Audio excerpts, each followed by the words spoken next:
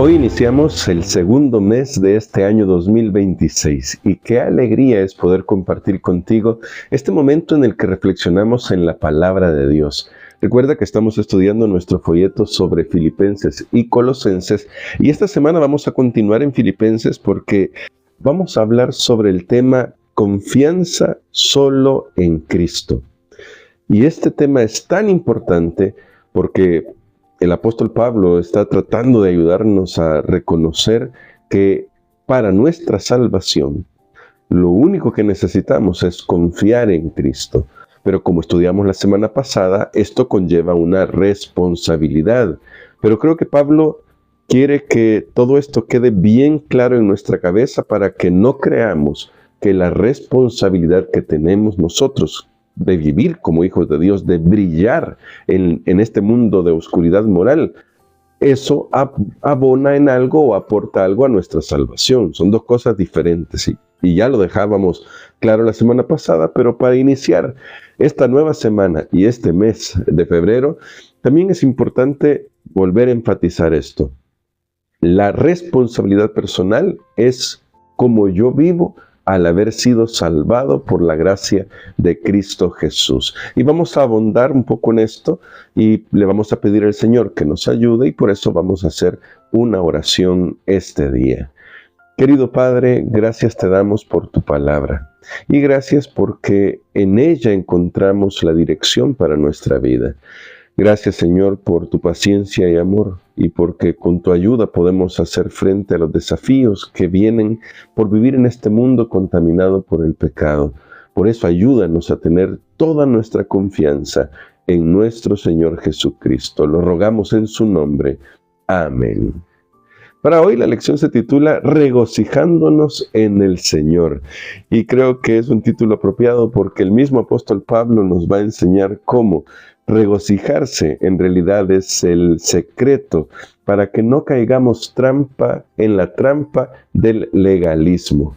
Por lo que vamos a leer esta semana y vamos a analizar, parece que ahora Pablo quiere enfrentar una noción equivocada de cómo se obtiene la salvación. Ya en el tiempo de Pablo había muchas personas que estaban llevadas y cegadas por el legalismo, que pensaban que solo la fe en Cristo Jesús no podía salvarlas. Hasta el día de hoy, eso continúa en el corazón de nosotros los seres humanos, esa idea persistente de que tenemos que hacer algo para salvarnos. Y aquí queremos dejar claro que tenemos que hacer algo, pero no para salvarnos, sino para vivir como hijos salvados por la gracia de Dios. Y espero que notes la diferencia, porque hemos sido salvados solo por gracia. No podemos hacer nada para abonar a nuestra salvación.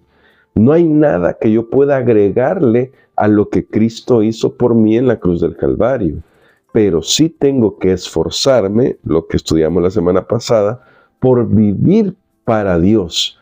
En este mundo contaminado por el pecado, lo más fácil es huir de Dios y lo más fácil es querer hacer mi voluntad y no la de Dios. Para eso tengo que esforzarme, pero no para salvarme. La salvación es un regalo que opera en mi corazón a fin de prepararme para vivir de acuerdo a su voluntad. Por eso Pablo también tuvo que decir, Dios es el que produce en vosotros el querer como el hacer. Pero siguiendo un poco con este tema, ahora dice el capítulo 3 de Filipenses, versos del 1 en adelante, de la siguiente manera. Por lo demás, hermanos, gozaos en el Señor. Para mí no es molestia el escribiros las mismas cosas y para vosotros es útil. Guardaos de los perros, guardaos de los malos obreros, guardaos de los que mutilan el cuerpo. Nosotros somos la circuncisión, los que en espíritu servimos a Dios y nos gloriamos en Cristo Jesús, no teniendo confianza en la carne. Tremenda declaración la del apóstol Pablo, considerando que ahora está hablando del tema de en quién confiamos para nuestra salvación. ¿O en qué confiamos? Porque podemos confiar en nuestras instituciones, en nuestras obras, en nuestras capacidades. Y Pablo dice, nosotros no confiamos en la carne. Y si notas, aquí aparece este pasaje en el que menciona a los que mutilan el cuerpo, porque Pablo tuvo una lucha encarnizada, si puedo decirlo con estas palabras, con los judaizantes que querían agregarle a la salvación obrada por Cristo los ritos de la circuncisión. Ellos decían, bueno, un gentil, y esto es importante porque el contexto nos va a ayudar a comprender mejor este pasaje. Los judaizantes decían, un gentil que ha aceptado a Jesús no puede estar completamente salvo si no cumple con los ritos de la ley. Y mira que esto es muy interesante porque la circuncisión era importante para los judíos y por una razón clara, era el símbolo del pacto de Dios con Abraham. Era un símbolo físico del pacto de Dios con Abraham. Sin embargo, en el Nuevo Testamento, este símbolo físico del pacto de Dios con su pueblo cambió de la circuncisión al bautismo. Lo que sucede es que los judaizantes todavía no querían aceptar eso, porque estaban muy aferrados a la idea de que lo que ellos hacían, de alguna manera, le aportaba algo a la salvación. Habían deformado la idea de la circuncisión, porque en sí mismo, cuando tú lees el Antiguo Testamento, e incluso cuando vas a buscar el momento en el que se da la orden de la circuncisión, te das cuenta que la circuncisión era una demostración física que solo debía marcar la relación del pacto. Es decir, no aportaba nada, no era en sí mismo un estatus de decir, porque yo me circuncidé, ahora Dios está obligado conmigo. Nunca fue así, nunca fue así. La circuncisión fue una respuesta, y de hecho fue una respuesta que Abraham tuvo que aceptar por el fallo que había tenido antes del momento en que Dios da la circuncisión. Esto da para explicaciones un poco más largas, pero ahora quiero concentrarme solamente en el hecho de que eso que Dios mandó a su pueblo a través del patriarca Abraham, siempre fue la intención de Dios que manifestara la fe de su pueblo en el pacto hecho con Dios. No que les ganara un mérito. Pero en el tiempo de Pablo, muchos llegaron a la conclusión que la circuncisión le aportaba algo al pacto. Entonces tenían que circuncidarse y los gentiles que abrazaban la fe de Jesús no estaban completos si no se circuncidaban. Por eso Pablo habla de los que mutilan el cuerpo. Y nota que el lenguaje que usa Pablo es muy fuerte. De tres formas llama a estos falsos maestros: perros, malos obreros y mutiladores del cuerpo. Y las tres veces dice Pablo, guardaos, protéjanse, cuídense de esto, porque de alguna manera es fácil caer en la tentación de que nuestros méritos dependen de lo que yo pueda hacer. Para nosotros ya la circuncisión no es un problema para nuestro tiempo hoy en pleno siglo XXI, pero todavía persiste el principio de que algo tengo que hacer yo. Por eso hay personas que caminan kilómetros de rodillas. Por eso hay personas que piensan que lo que ellos hacen les está garantizando que se van a salvar, incluso haciendo las cosas correctas, como en el caso de los judíos. A nosotros nos puede pasar. Algunos pueden pensar, porque yo estoy guardando el sábado, como la Biblia dice, el séptimo día de la semana, Shabbat, entonces por eso Dios me tiene que salvar. Todo eso debería ser el resultado de vivir en una relación de pacto con Dios. O alguno puede decir, porque yo doy fielmente mis diezmos y ofrendas, entonces Dios está obligado conmigo. Si hay algo que Pablo quiere que nosotros recordemos es que Dios no está obligado de ninguna manera con los seres humanos. Todo lo que Él ha hecho ha sido por gracia, porque nos ama más de lo que nosotros imaginamos. Y es triste que a veces nosotros, por plausibles que sean las filosofías que abracemos, querramos distorsionar el plan de salvación. Y lo distorsionamos cuando queremos agregarle algo a lo que Cristo hizo por nosotros. El principio del legalismo está ahí presente, porque el legalismo es querer salvarme por las cosas que hago. Eso es legalismo. Claro, yo entiendo que está el otro extremo, ¿no? El otro extremo es el liberalismo. Algunas personas que también pueden decir, bueno, como ya Cristo hizo todo, entonces yo no hago nada. Ya la semana pasada quedó claro, el apóstol Pablo nos lo dejó claro, que hay un equilibrio. Aquel que ha sido salvado por Cristo Jesús se esfuerza por vivir para Cristo Jesús. Y eso implica que va a usar todos sus músculos morales, espirituales, emocionales, mentales, físicos también, para poder hacer la voluntad de Dios. Pero Pablo aquí también nos dice en Filipenses cuál es el remedio.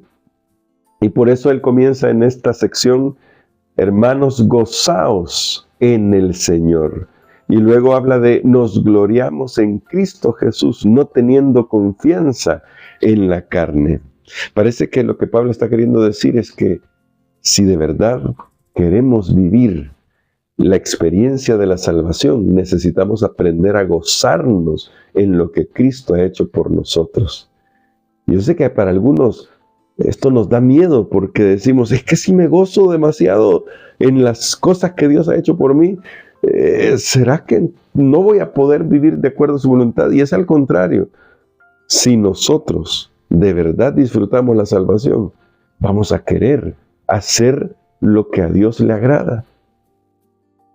Porque lo contrario es vivir amarrados a una lista de requisitos y temerosos de que si no cumplo con esa lista de requisitos, entonces Dios no me puede salvar.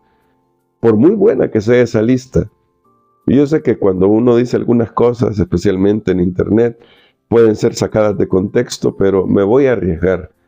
Guardar el sábado, ser vegetariano, ir a hacer obra misionera, es decir, tocar puertas, todo eso está bien y de hecho es necesario que lo hagamos, pero a veces podemos cometer el error de pensar que por hacer estas cosas yo estoy más salvo que el que no las hace. Y hay que tener cuidado con esa evaluación, porque esa es una evaluación equivocada que demuestra que estamos confiando en la carne, en lo que yo puedo hacer. Y no es lo que nosotros podemos hacer. Todo esto debería ser el resultado, todo esto y más, ¿no? Todo, la forma en que vivimos, debe ser el resultado de pasar tiempo con Jesús, de darle nuestra vida a Dios. Debe ser el resultado de una comunión tan cercana con Jesús que lo único que querramos hacer es hacer su voluntad. Pero cuando yo convierto estos elementos, cualquiera que sea, yo mencioné 3 aquí, pero la lista puede ser larga, como una vara para medir la experiencia de la salvación de otros, entonces estoy cometiendo el error que cometieron estos falsos maestros que estaban tratando de introducir sus falsas enseñanzas ahí en Filipos. Entonces alguien podría preguntar, ¿entonces no debemos obedecer la ley de Dios? ¿No es importante si yo doy mis diezmos y ofrendas en la iglesia? ¿O no es importante si yo trato de vivir una vida piadosa? Claro que todo eso es importante. Es importante que guardemos los mandamientos de Dios. Es importante que nosotros seamos fieles mayordomos de Dios en toda área de la vida, no solo la financiera, porque hay que cuidar nuestro cuerpo, hay que cuidar nuestra mente, hay que cuidar nuestras emociones, hay que usar sabiamente los talentos que Dios nos ha dado, las capacidades, las habilidades. Todo eso es importante, pero para usarlos bien, para ser fieles mayordomos, para verdaderamente obedecer como Dios manda, lo que necesitamos es tener una relación tan cercana con Jesús, haberle rendido nuestro corazón a Jesús, que nos gocemos porque Él nos ha salvado y viviendo ese gozo, podemos hacer todas las demás cosas. Al final, podríamos decir muchas cosas aquí, pero podríamos solamente enredar este tema, y lo que queremos es que quede claro: si nos regocijamos en Cristo Jesús, entonces vamos a vivir como el Señor Jesús quiere que nosotros vivamos. Este mundo no es el mundo ideal que Dios planeó cuando lo creó. El pecado lo manchó, pero Dios quiere que nosotros podamos vivir incluso en este mundo lleno de dolor y de pecado, con el gozo de saber que en sus manos de amor estamos seguros. La Biblia es un manual de instrucciones de cómo vivir con gozo, y aquel que toma en serio la Biblia, así como Pablo lo hizo, puede vivir este gozo. Por eso Pablo, aún en las peores circunstancias, pudo decir: regocijaos en el Señor. Y lo dice no solamente en esta carta, en muchas de sus cartas él habla de esto, de regocijarse, porque creo que Pablo pensaba: si reconocemos que todo se lo debemos a Jesús, entonces será más fácil que reconozcamos también nuestro deber para con Él, porque Él lo dio todo por nosotros. ¿Por qué no vamos a entregarle nuestro corazón? Y ese es el llamado al final de este día, que aprendamos a confiar solo en los méritos de Jesús.